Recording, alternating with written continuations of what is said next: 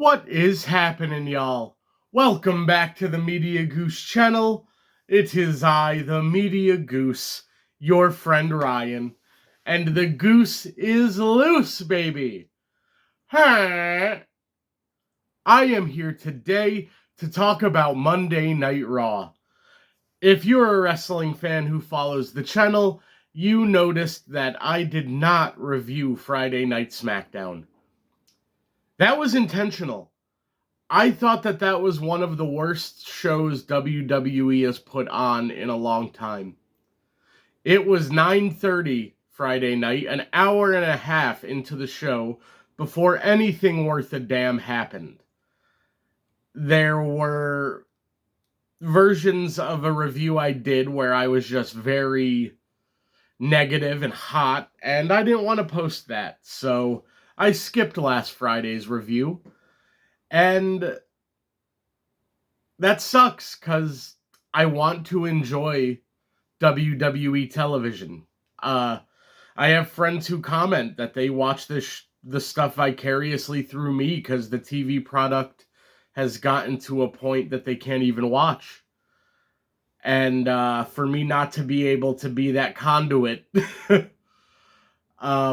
going forward, I think I am going to just stick to reviewing them weekly, but I wasn't in the right headspace to do anything other than shit on that show, and it just wasn't worth my time, because it clearly wasn't worth creative's time either. So, much better WWE show, Monday Night Raw, was last night, and I had a lot of fun watching it. I had to go back and watch like the first hour, because I was out hanging with some friends last night. A friend is in town who is very rarely in town, so we all hung out. And I came back to watch this, and it was a really good episode of Raw. The show opened with Cody Rhodes, and during Wrestlemania season, I feel like wrestlers crossing over brands makes sense, especially when you're the top champion like Cody is. I was not expecting Stephanie to interrupt him. What a great promo between these two. There's so much clear history between Cody and Stephanie and Randy. There's that iconic segment back in, I think, 2009, when Randy handcuffed Triple H to the ring and kissed Stephanie after he RKO'd her. I'm wondering if they try to recreate that with Brandy. I don't know. But this was excellent. I think every kind of moment they scripted in this segment was great. The stuff about Dusty, the stuff about Cody not being able to beat this version of Randy, Cody talking about how he was Randy's babysitter. I'm pretty sure that was a reference to when Randy was, like, on drugs. Like, I think he had a pill problem. So, it got real. I think this is a WrestleMania season promo, and this was an A. This was an excellent start to Raw. It doesn't always have to be a brawl in a parking lot or something. Sometimes just two people in a ring with a clear story to tell can be the right beginning to a show. And backstage, we had Adam Pearce and IShowSpeed. Speed wants to find Danhausen to reverse the curse. Apparently, IShowSpeed has been selling the curse throughout the past week. Like, on his streams, he's selling the curse. In his real life, he's selling the curse. So, good for him.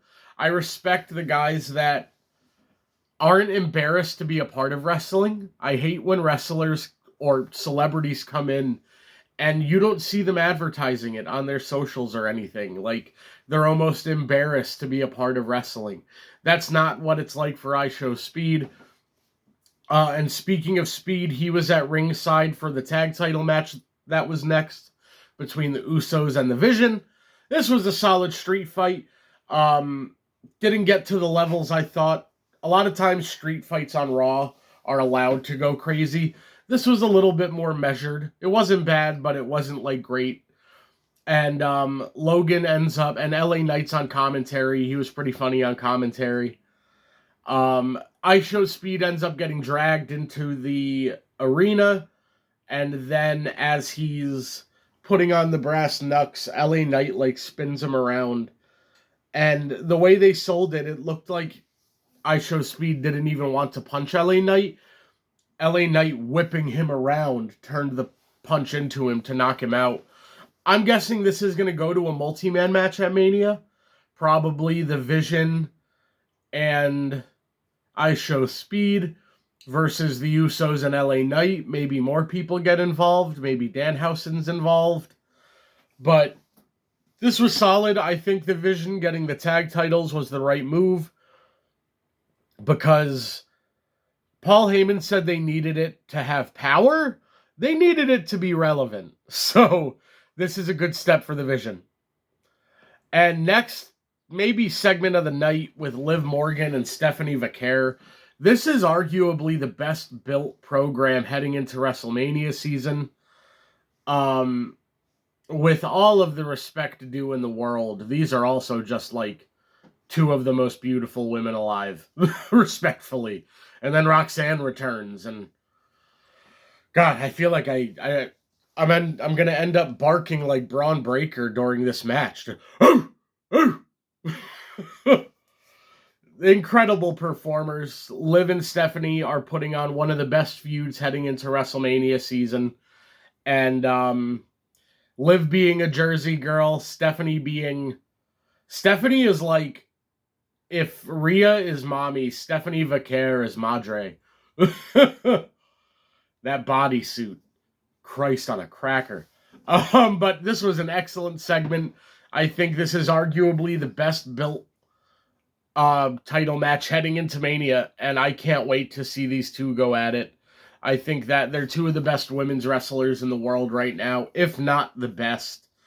And unlike the other women's title feud, these two are doing everything to make this feel like a WrestleMania program. Then we had the women's tag title matches. I gotta be honest, since they took Rhea and Io out of this division, the division has not been hitting like it was for me. The Indestructible Forces versus Lyra and Bayley. It was fine, but every single women's tag title match has ended in a DQ for weeks now, and this did the same thing. It's not good storytelling. It's not creative storytelling. It's gone to like the most lazy version of building this multi-women tag match. I feel like it's going to be these two and then the people that got involved, Alexa and Charlotte and the Bellas. And hopefully it's a good match, but I don't think they've done a great job in the weekly television over the last few weeks. It's all just been very cookie cutter. This team interferes. This team interferes. It's really lazy booking, in my opinion. I think I'm going to do a video more directly addressing the poor booking for WWE of late, because I just think there's so blatantly better routes that could be taken in the way that segments are designed and the way that matches are designed. It's all on creative, not the performers. Then we get Brock Lesnar coming out. He's coming out in his wrestling gear. Heyman's calling him out in the ring. Then Adam Pearce comes out with security like they're going to stop it. Oba comes down. They tear through the security and they stare each other down. I think this is arguably the best built match on the show. It's this or it's Liv and Stephanie, in my opinion. This match has a WrestleMania main event kind of feel to it, and they are nailing it. I don't like Brock Lesnar, but they're doing everything they can to make sure Oba comes out of this looking great, and I think he's gonna. And every week they keep doing things well, and I'm like, the obvious outcome that needs to happen here is Oba Femi winning.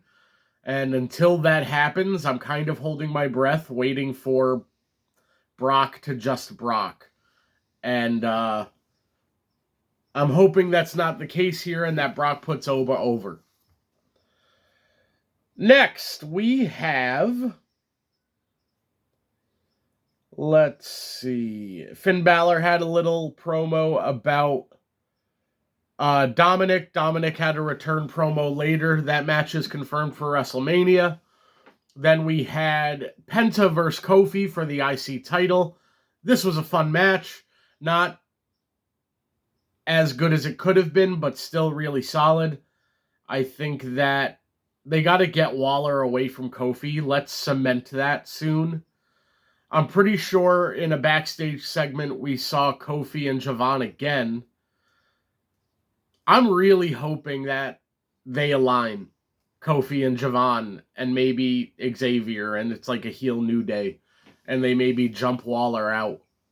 Waller has like almost no upside in my opinion. Even when he was doing his best Miz impression a few years ago, doing the Grayson Waller experience, I don't know.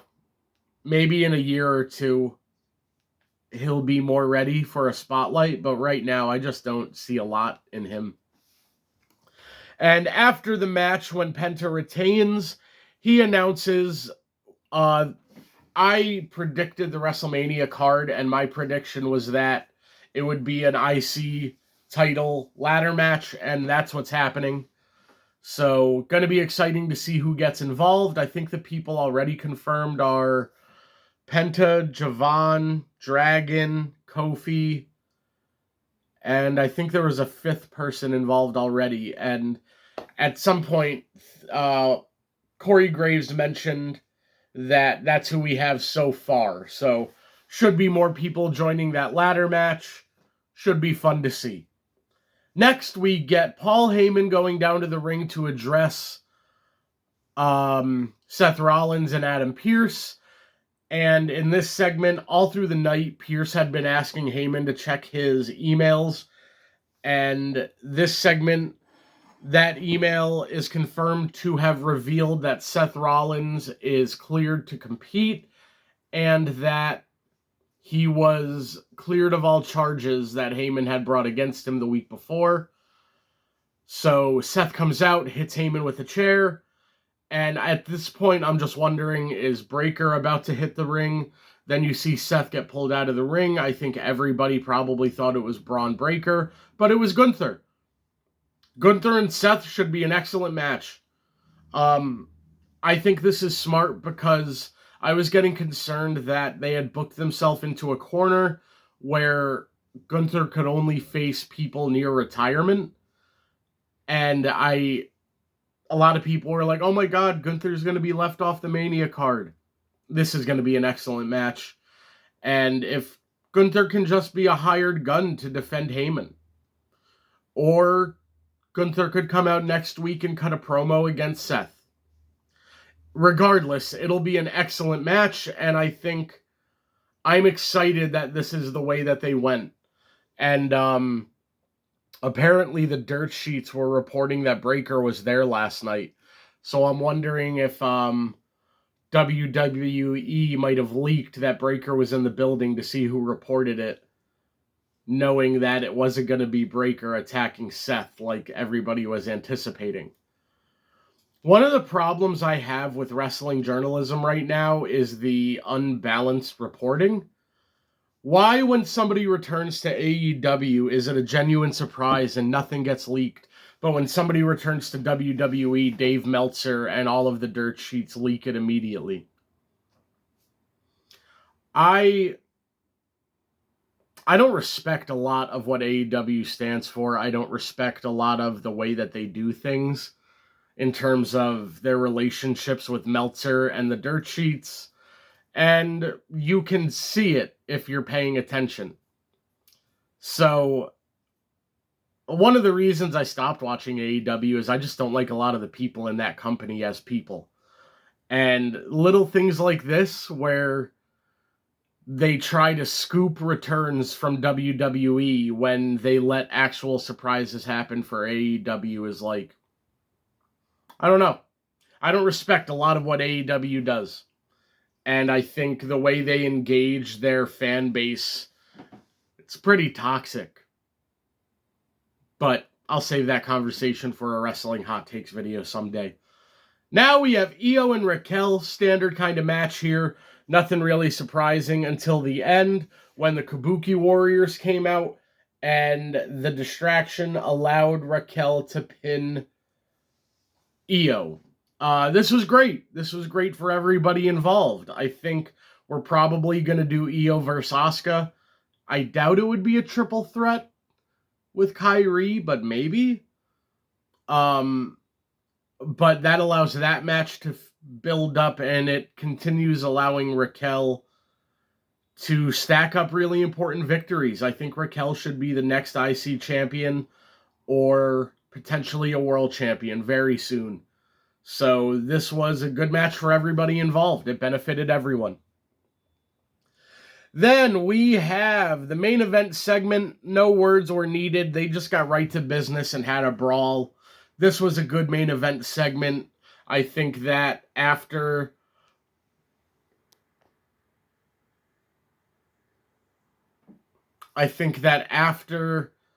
the very personal segments between these two recently, just having them come out and brawl made a lot of sense.